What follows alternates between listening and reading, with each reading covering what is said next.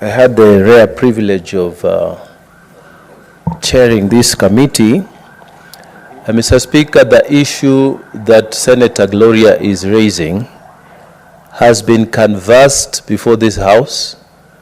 We have, in fact, discussed it, and the Speaker has given a ruling on it. Is it in order for the Senator to resurrect the same matter which has been given directions on by the Speaker in this House? Mr. Speaker, maybe there are many other issues to debate in this report, but is it proper for the Senator to revisit an issue that has been debated and it has been given direction and a ruling given? To resurrect it, Mr. Speaker, it is a show of bad faith on the part of the Senator, Mr. Speaker. Maybe you can give us guidance, Mr. Speaker. What is your point of order, Senator Mohamed Faki? I have listened to Senator Uroba alleging that the Select Committee is under the guidance of the Liaison Committee. Under which standing order does it provide that the Select Committee is under the guidance of the Liaison Committee? Number two, Honorable Speaker, I've looked at the standing orders that she had alluded to, but none of them supports the assertions that she's making before this House, Mr. Speaker. We know she may be a novice senator, but the mistakes that she's making are not proper, Mr. Speaker, sir.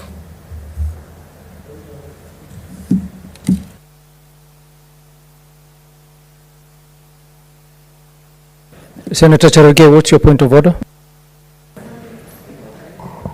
Mr. Speaker, standing order 92, 93, 98, 101, 101. Mr. Speaker, what Senator Gloria is doing is debating. In the rules of debate, you are not guided on what to say or what not today. Mr. Speaker, under the standing orders, so long as it does not, I didn't listen to Senator Gloria, Mr. Speaker, sir, trying to cast aspersion on the report. He is stating a fact that the Select Committee visited Makwiny without your approval. It is a fact. Let us deal with facts. There was no answer. It is a fact. They travel without your approval. Any senator who travels outside this country must get the permission and the approval of the Speaker. It is a fact. Mr. Speaker, I think Senator Gloria Uroba is in order to debate within, unless, Mr. Speaker, these colleague senators will introduce guiding orders that tell Mr. Speaker that you need to debate in a certain manner. The rules of debate are very clear. So long as you don't impugn on article or standing, Mr. Speaker, can you protect me from the shouting? Can you conclude? Yes, I'm concluding, but they are shouting all over. Conclude your point. Mr. Speaker, you know what, maybe there are things they ate in Makwiny that is making them to shout. Mr. Speaker, 101, Mr. Speaker, is very clear. There are contents of speech, Mr. Speaker. Mr. Speaker, the contents of speech is very clear understanding under 101, Mr. Speaker. Therefore, Mr. Speaker, I request that Senator Gloria Uroba be protected to debate as she wishes. Even if she wants to discuss about the weather, so be it. Because the rules of debate are very clear. What is your point of order, Senator Onyonka? Mr. Speaker, we have absolutely no interest in stopping my sister Gloria Uroba discussing matters pertaining to what actually transpired over the Shakahola investigations. What I have a problem about, Mr. Speaker, is that the very essence of this House, the very word known as integrity, the ability for this House to be left with, to do its job without being blackmailed and without being put on the spot, whereby there are aspersions and allegations being laid out on this floor by my sister, where Honorable Chaerargei thinks, Mr. Speaker, that the reason why we went to Kilifi was to go and eat the way he normally likes to eat. Mr. Speaker, and my colleague, Mr. Chaerargei, we don't like eating as much as you eat. We went to Shakahola, and let me inform you, we went to get the information without having it on the Hansard, for the simple reason that what we want to get is information that was validating what we had already tabled in the Hansard. So I don't mislead my young sister to deal with non-issues. Let her deal with the issues of why we got Shakahola. Thank you, Mr. Speaker. Senator Mungatana, what is your point of order? Speaker, I just, I like to listen to debate, Mr. And it's not in my habit, actually, to intervene on points of orders, because I like to listen to debate and hear what people have to say. But, Mr. Speaker, did you hear the Honorable Chaerargei quoting Standing Order 93, 92, 98, 101? And none of those, Mr. Speaker, are relevant to what he's saying, Mr. Speaker. None of them.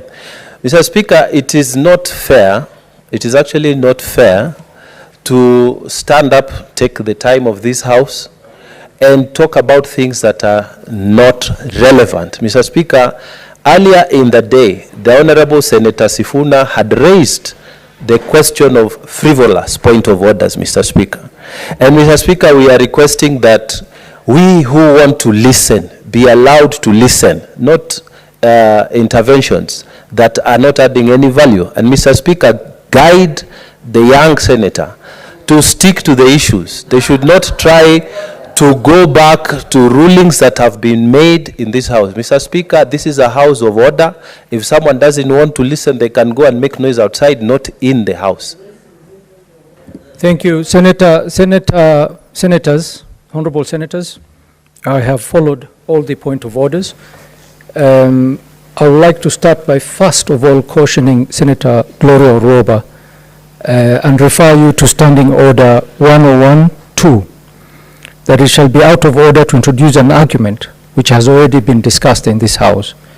So while making your submission, stay away from gray areas if you're not sure.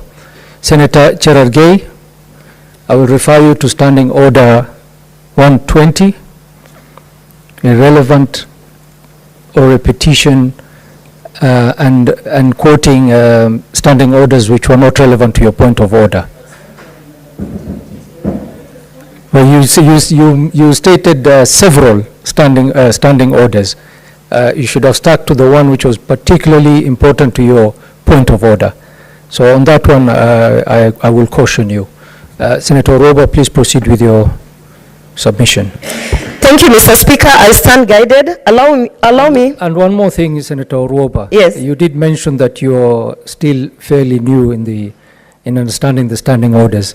When a select committee is sent out, it is not necessary that it has to be recorded on Hansard or there have to be a secretariat. What is important is what is captured in the report. And that is why you're making your submissions now on the report. Mr. Speaker, I stand guided. And Mr. Speaker, for the record, kindly protect me. For the record, Mr. Speaker, let it be noted that all the standing orders that I mentioned, 197 to 228, guide us on matters business that is being connected under select committees. Mr. Speaker, I'm finding it very, very difficult each and every day when we come to give contributions, particularly as young women senators, that we keep on getting all this it's like, I've heard Senator Mungatana, Mr. Speaker, stand up and say, guide the young senator. Mr. Speaker, some of this terminology and allusions of discriminating senators based on their gender, based on their age, Mr. Speaker, this culture must stop, Mr. Speaker, as I continue to give my submissions. Mr. Speaker. Senator Roba. I would like... Senator Roba. Just a moment. Senator Roba, just to understand, do you have an issue with being called young by Senator Mungatana? Mr. Speaker, referred as a young person? Mr. Speaker, it is the context with which the senators use it. It is demeaning. It is downgrading, Mr. Speaker, and we are tired. Mr. Speaker, allow me to continue with my submissions. Senator Mungatana, what is your point of order? Speaker, the Honorable Senator Oroba, let me just say, the very, very Honorable Senator Oroba actually said in her own submissions that we young senators